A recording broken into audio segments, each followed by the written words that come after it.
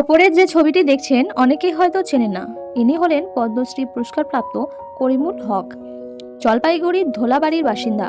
এলাকায় bike ambulance দাদা নামে পরিচিত।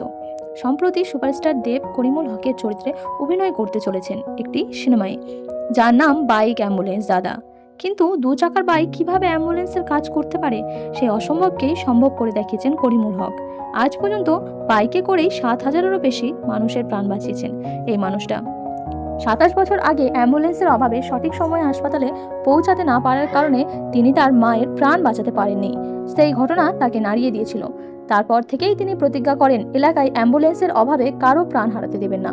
তারপর থেকেই চলতে থাকলো করিমুল হক বাবুর যাত্রা। 2021 সাল নাগাদ বলিউড সুপারস্টার সোনু সুদের সাথে গিয়েছিলেন অমিতাভ বচ্চনের কন বনেগা করোড়পতিতে, শুনিয়েছিলেন নিজের জীবন কাহিনী। বলিউড তার জীবন কাহিনী নিয়ে সিনেমা তৈরি করতে চাইলেও সেটা আর হয়ে ওঠেনি। কিন্তু সম্প্রতি দেব তার 50তম সিনেমা হিসাবে বেছে নিয়েছেন করিমুল হক এর জীবন কাহিনী। এবার গোটা বাংলা দেখবে করিমুল হকের কাহিনী, গোটা ভারত চিনবে করিমুল হককে।